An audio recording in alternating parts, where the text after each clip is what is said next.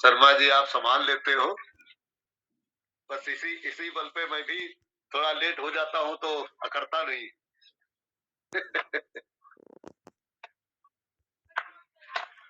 ओ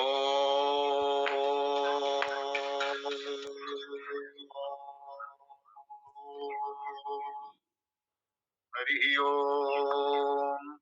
सहनाववतु सहनौ भुनक्तु सह वीर्यं करवावहै तेजस्विनावधीतमस्तु मा विद्विषावहै।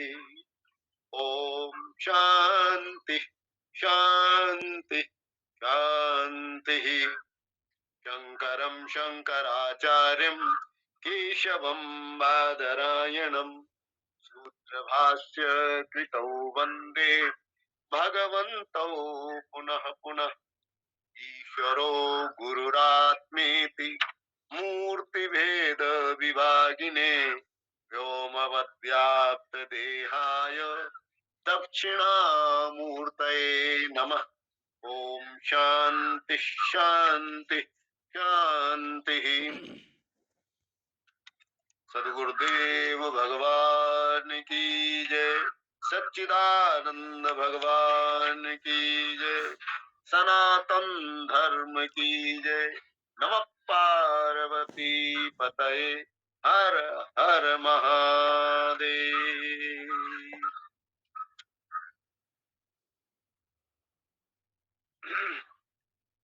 अखिल कोटि ब्रह्मांडाधिनायक परात्पर तत्व जगत गुरु भगवान श्री कृष्ण के परम पावन पादामुजों में अनंत अनंत प्रणाम करते हुए उन्हीं के अभिन्न स्वरूप सदगुरु परम गुरु परमेष्ठी गुरु परंपरा के समस्त गुरु चरणारविंदों का आश्रय ग्रहण करते हुए नमन करते हुए आत्मस्वरूपस्थ भगवत भक्त सज्जन वृंद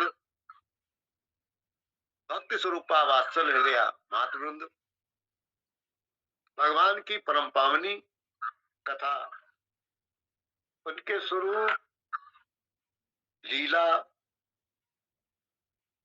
और उनकी उपासना से संबंधित जो धर्म के प्रति लोगों के अंतःकरण में क्रमशः ग्लानि हो रही है, उसके प्रति जो आपका सम्मान, उसको आगे बढ़ाने की बहुत गहरी भावना, ऐसे सभी ऑनलाइन जुड़े हुए भक्तों के लिए हमारी सद्भावना। सभी के अंतःकरण में एक प्रभु सच्चिदानंद स्वरूप से विराजमान होकर के उनके हृदय के अज्ञान अंधकार को निवृत्त करके अपनी परम पावनी प्रकाशमयी आनंदमयी भक्ति प्रदान करते हैं। ऐसे प्रभु को हम आप सभी लोग मिल करके उदारता पूर्वक हृदय से नमन करते हैं, प्रणाम करते हैं, नमस्कार करते हैं। सज्जनों, आप ईशावास्योपनिषद श्रवण कर रहे हैं।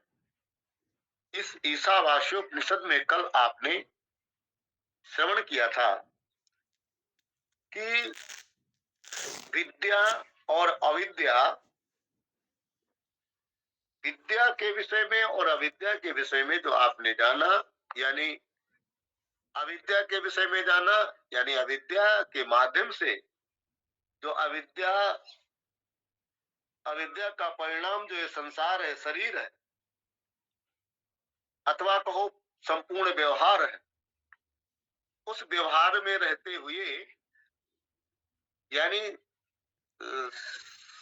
सांसारिक शारीरिक आवश्यक सुख भोग करते हुए इससे अनासक्त हो जाए, यानी तृप्त हो जाए। यदि तृप्त होना मुश्किल है, लेकिन फिर भी अतृप्त नहीं रहता। जो संसार के संपूर्ण सुखों को प्राप्त करता है और ये समझता है कि वास्तव में ये विनाशी है, और अपने जिसके अंतःकरण में धर्म के प्रति लगाव रहता है, और धर्म के प्रति जो लगाव होता है, स्वधर्म परिनिष्ठया, स्वधर्म की निष्ठा जो होती है उसको इसमें बंधने नहीं देती। स्वधर्म निष्ठा के द्वारा वो इस संसार में रहता हुआ अविद्या, अस्मिता, राग, द्वेष, अभिनिवेश आदि क्लेशों के बीच में रहता हुआ भी ये समझता है कि ये सारा संसार दुख रूप है, इसमें सुख नहीं है। ऐसी ऐसी बात उसके अंतःकरण में जमी रहती है, समझ में आती है।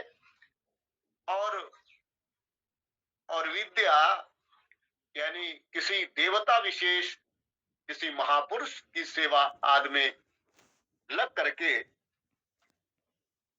तो अविद्या मृत्युम तीर्थवा, अविद्या के द्वारा जो प्राप्त साम्राज्य है, शरीर संसार है, उसमें अनासक्ति प्राप्त हो करके तो इसको पार हो जाता है। इसकी आसक्ति पुनः पुनः मैं इसमें आऊं, ऐसी उसके अंतःकरण में भावना नहीं होती।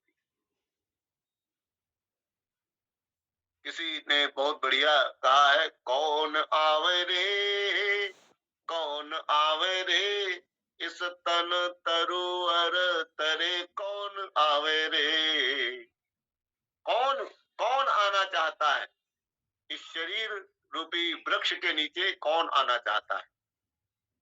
क्योंकि शरीर रूपी जो वृक्ष है ये दुबला पतला है, विनाशी है। और जो विनाशी शरीर है ये आपको सुख नहीं दे सकता। विनाशी शरीर के लिए जो इसके पोषक तत्व है वे भी सुख नहीं दे सकते।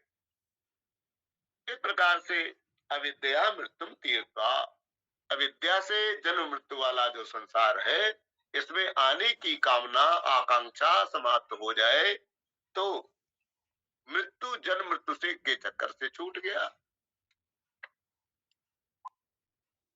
और दूसरी बात, विद्या अमृतमय सुनते, विद्या किसी देवता आदि की उपासना करके और उससे नाना प्रकार का जो नाना प्रकार की जो कामनाएं हैं, जो अन्य आदि देवताओं से प्राप्त होती हैं, तो वो धीरे धीरे धीरे धीरे धीरे धीरे धीरे धीरे धीरे धीरे वो भी शांत हो जाती हैं। इनका अभिमान न आने पावे। मुख्यतः बात ये है, शरीर में अहम और शरीर से संबंधित वस्तुओं में मम भाव,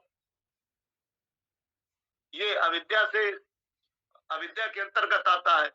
इनसे छूट जाए और उसके बाद किसी देवता विशेष की कृपा प्राप्त करके देवताओं का भी जो सुख है, यानी दैवी सुख है, यानी कहा जाए कि जो स्वर्गलोक आदि के सुख है, उनको भी जीत लेता है। यानी जो कर्म का जो फल है उनमें वो किसी प्रकार से लवायमान नहीं होता। तो अमृतम मसलते, यानी कर्म का जो जाल है उससे बच जाता। अभी ब्रह्म विद्या की बात नहीं हुई है, हमने आपको बताया। अभी ब्रह्म विद्या की बात नहीं है, क्योंकि आप उस योग्यता तक तो पहुंच गए हो, लेकिन अभी जो वास्तव में अपना आत्मा ही अमृत है, ऐसी अनुभूति नहीं हुई। इसके लिए अगला मंत्र फिर प्रारंभ करते हैं, जिससे आपको विद्या अविद्या का जो साम्राज्य है वो और अच्छी तरीके से समझ में आ जाए, क्योंकि ये बहुत बड़ा जाल है, इससे बचना बहुत मुश्किल होती है। तो कहा कि कहा गया है देव पितर आदि इनकी उपासनाएं हैं, बहुत सारी उपासनाएं हैं, उनको लेकर के कहा। प्रकृति की भी बहुत सारी उपासनाएं हैं। ये अ, लोग वट वृक्ष आदि की पूजा करते हैं, पीपल की पूजा करते हैं, तुलसी की पूजा करते हैं। इनकी पूजा कुछ खराब नहीं है, पूजा करना चाहिए। सब में ईश्वर का वास है, ऐसी अंतःकरण में प्रवृत्ति होनी चाहिए कि सब में ईश्वर का वास है। किसी हर एक रूप में वही अविनाशी परमात्मा छिपा हुआ है। लेकिन होता क्या है कि नाम रूप में दृष्टि अटक जाती है, कार्य रूप में अटक जाती है, और उसके बाद कार्य से ऊपर उठते हैं तो कारण में अटक जाती है। कारण कार्य कारण में ही ये जीव पड़ा हुआ, कार्य कारण से जो भी परे तत्व है उसकी अनुभूति उसको नहीं हो पाती। उसके लिए अगला अगला विषय प्रारंभ करते हैं। अन्नं तमा प्रविश्यन्ति ये असंभूति मुपासते ततो भूय युवते तमो यौ संभूत्या गुम्रता।